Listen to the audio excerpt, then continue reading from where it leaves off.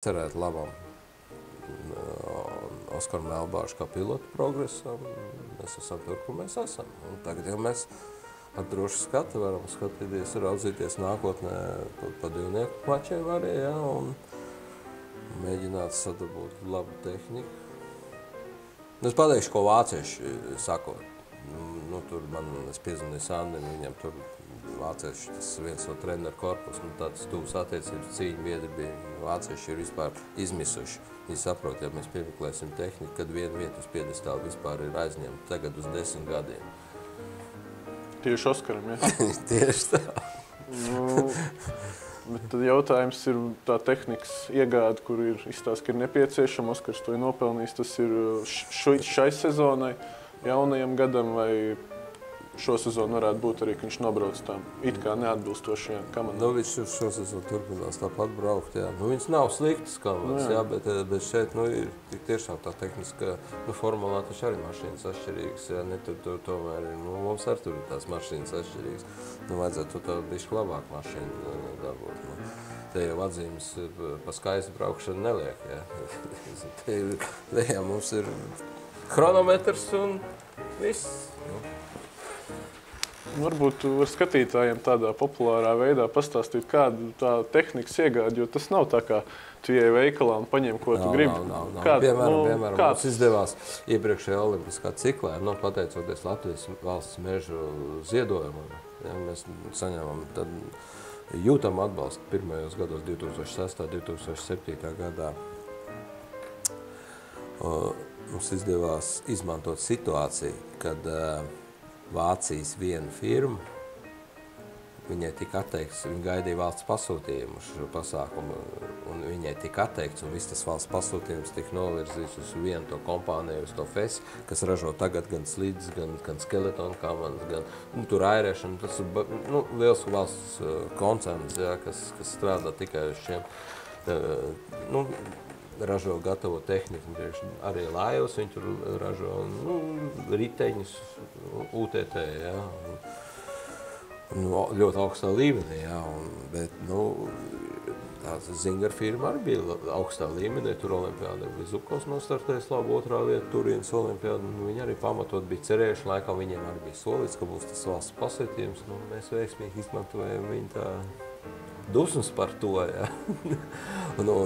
Tur mums bija arī strādāja treneris Elmars Priedi, kas tur Vācijā 15 gadu dzīvojas, netālu no tās vietas, un arī nav mazsvarīgi runā bez izlūksnes bavāriski, jā. Tad nācās arī tur apmeklēt tos konstruktors, un ticam man, tie visi konstruktori ir smagi cilvēki. Nav viegli cilvēki, visi ir ar tādu, ar savu skatu uz lietām, jā. Mums izdevās. Bija tā nauda, jau mēs viņus nopirkām, un mēs 5 gadus jau viņiem brauc, bet pa šiem 5 gadiem, tagad jau 6. gadu braucam, daudz ir pagājuši garām, piemēram, kā tā vācieši. Jo vācieši, jāatceries, līdz 2009. gadam mēs viņus taisām vienos vārtos. Viņiem negāja 4-nieki, 2-nieki viņiem gāja, bet 4-nieki, viņi tur mocījās, bet beigās viņi knapi paspēja ielikt vilcienā līdz Vankūverai un sakārtot to 4-nieku ar, kā viņš skrien labi, jā. Bet tas arī pierāda, vai ne, ja tādu mašinēriju tik ilgi jau no 6. līdz 9. gadam attīst un tad tikai nonāk pie tā īstā rezultāta, tad stādies priekšā, kāda ir tā, kas tas ir darbietiltīgs process, kas prasa pacietību, analīzi un tā tālāk. Tagad mēs skatīsimies, tu domā, ka kāds te mums piedāvās kā maz. Krievi esot, es to neesmu gūs apstiprinājumu, es zinu pa vienu, ja, tur tāda Valner kompānija, ja, kas sadarbojās pirms tam ar Štāmferu. Atcerēsimies, Štāmferam vienmēr slīdēja ļoti labi ātrumi, bija vislielākie, respektīvi viņam bija vislabākais, būtu viņam starts. Viņš būtu neuzveicās. Ar braukšanu ar viņam nebija sevišķi stabila braukšana, bet uz tās bāzes tika attīstīts jauns bobs, kas tiešām viņš skrēja ļoti labi, un ātruma īpašības sevišķi pie lieliem ātrumiem, kad ir vibrācijas otrs brauciens, ja, piemēram, un Krievi tur uzlikuši ir savu ķēpu ekskluzīvo līgumu ar viņiem, ja, ka nekur nevienu, kā man nevar uz sāniem tirgu laist. Mēs pirms sezonas runājām, un tu teici, ka tomēr Štamfera četrnieku kādu no vecajiem mums ir izdevies nopirkt. Nē, mēs nopirkām divnieku. Jā, Štamfera divnieku. Respektīvi, tas nav Štamfera divnieks, tas ir Langen jau kādu 11 gadu vecs divnieks. Ko izmantoja Štamfers. Ko izmantoja Štamfers. Un arī viņš rādīja labas ātrums, jā, un Oskars viņu pamēģināja tagad Innsbruckā pirms. Un tomēr viņš teica, ka pārāk jūtīgs ir. Ja? Tad es atceros arī, ka Langens brauc, viņš tur daudzējās gar apmalēm ļoti bieži. Tad ir kaut kas ziedots, ir tā vadīšanas ērtums, ja, var teikt, vai stabilitāte ziedot pret viņu izcilējām ātruma īpašībām. Ja? Tagad mēs domājam, uzskatījām par to par lielu risku, ja, lai dot Oskaram jau sabojās savu to braukšanas pamats, jo viņam vēl ir pamati, ja, bet kā viņš progresē, var jau teikt, ka viņš ir nobriedzis mēs.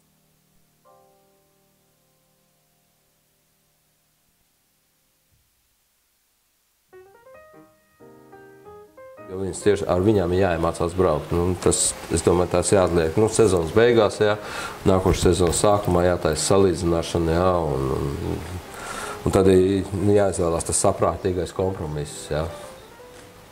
Var jau būt, ka viņš apgūst viņu, jā, un viņš tiešām skrien, jā. Bet pa priekš viņam jāiemācās ar klasisko vadīšanu tik galā. Jā, no Oskara mēs varam saukt par lielu bobsleju tīradni. Viņš ienāca pirmkārt jau interesanti, kā stūmējs ļoti ātri. Bet kas bija tas, ka viņš, būdams miņina ekipāžas, pirmās ekipāžas stūmēs, kā jūs nonācāt līdz tam, ka pilots? Viņš jau pats bija izrādījis, viņam arī tur tas iekšējais mikroklimats bija mazliet piegriezies. Viņi četrnieki.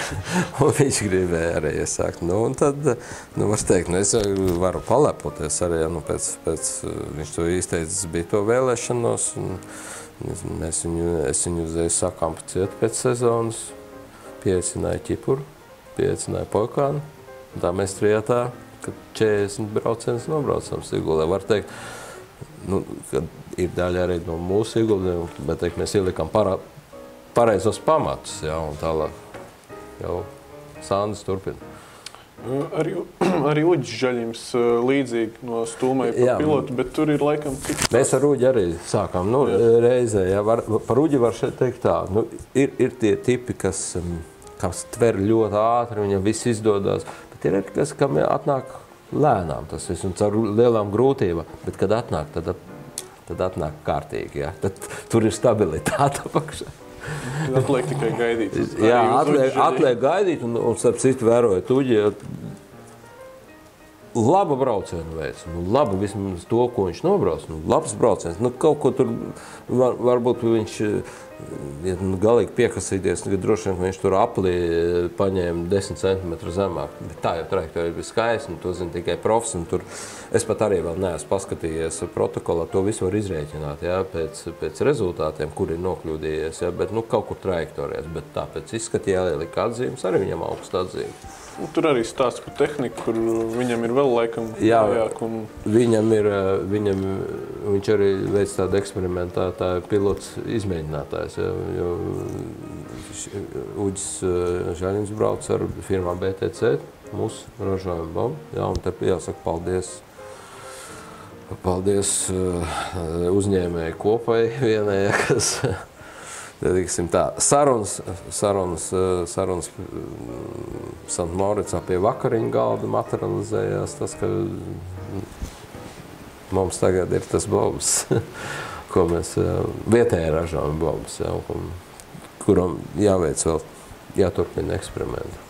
Kā pašlaik ir vietējo ražot? Mēs izmantojam vienu bobu šo sezonu, BTC.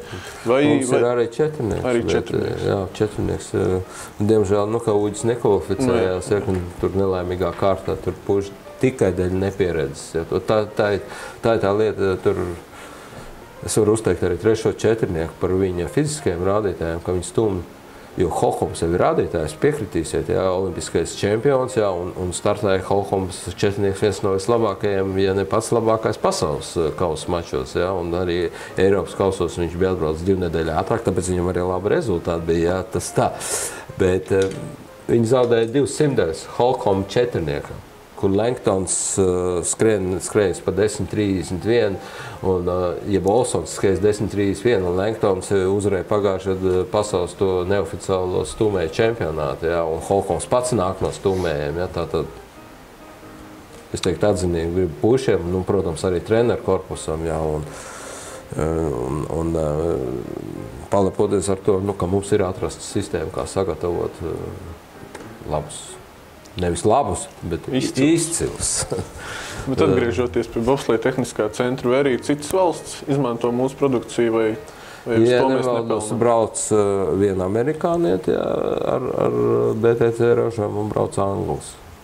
Nu, tad tīrs krastiņu kontakti. Jā, tīrs krastiņu kontakti, jā, bet nu, tas labi, jā, nu, jo vairāk brauc, jo vairāk var analizēt, un tas ir process, jo būtībā ir jau tā pie tiem arī zingariem, tur ir viens testa pilots, jā, kas tur braukā, nu, mēģinājumi ir daudz un dažādi. Vāciešiem tur nav problēma, viņiem ir testa piloti jūra vai ne pirmie 10. Nu kā, jūra bobslejā nebūs nekad, jā, bet nu, viņiem ir tā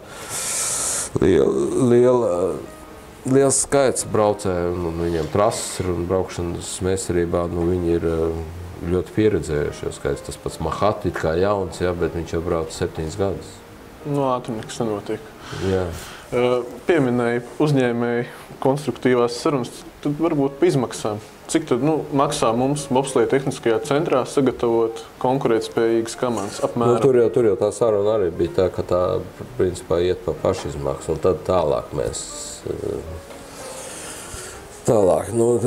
izmaksas vienmēr jaunu modeli veidojot ir lielāks, un šim pasākumam tika piesaistīti papildus sponsori, jā. Tad jāizgatavo modelis jauns, no kā ņemt matrici jāizgatavo, un tad no tās matricas nāk ārā tikai halba. Pēc tam ir halbē, tur tiek likt iekšā rāmas, asas un vispārējās lietas. Nu, par tām summām arī pietiekoši jau izmaksā tas viss. Nu, tas ir 5 par skaitlis. Jā. Pavisam noteikti. Pavisam noteikti. Nu, precīzi neminēsim, tas varbūt nav tik svarīgi. Bet kā? Nu, pār 10 000, nu vairāk, no 25–26 000 ir Latvijas izmaksā tas pasākums. Jā. Bet pirmais tāds smagāks, varbūt sēriju veidu viņiem lētāk izmaksā, bet pirmais smagāk ir modelis. Kā bobsleja sabiedrība, te domāt tā pasaules elita, kā viņi, vācieši jau teica, jau baidās no Oskara Melnbārža. Baidās no Oskara Melnbārža, filmē sacensību laikā startu atsevišķi, nevis ņem no televīzijas, ja, bet filmē viens, kas visu laiku uzman seko Melnbārņu kroniku, tā es būs jāpaprasa, jāsarunā ar vāciešiem, vēlāk mums būs materiāls. Viņi domā varbūt, ka kaut kas ir īpaši tehnikā, stumšanas tehnika, tā arī nav mazsvarīga lieta, tā ir ļoti svarīga, lai to spēku neizdalītu pa malām, bet pēc iespējas viņu vektorā iedot, kā saka, mēs sportisti sakām. Tad uzmanība tiek veltīta. Oskars ir satricinājis to bobsleja sabiedrību speciālists. Jā. Viņi taču nav muļķi, viņi saprot, viņi redz arī, ka mums tā tehnika vēl, tehnika priekš tā līmeņa neatbilst, ja? Un ka spējam ar tādu tehniku tikt tādā līmenī, kas varētu būt, ja mēs pēkšņi dabūnām kaut ko labu. Uz to jācer. Gan jau dabūsi. Bet tieši tas nav, man liekas, tas ir tāds, kā tā jau iezīmēsies kā tendence nākotnē, ka stūmējas pārkvalificēs par pilotiem. Jeb arī jābūt ir ļoti fizisks, atletiskam cilvēkam, jā, sportistam. Bet stūmējiem priekšnos ir tā, ka viņam jau ir zinām pieredze kā braucējiem. Piemēram, viņš prot viss šis apieties ar kamanām, jo parasti jau viss šis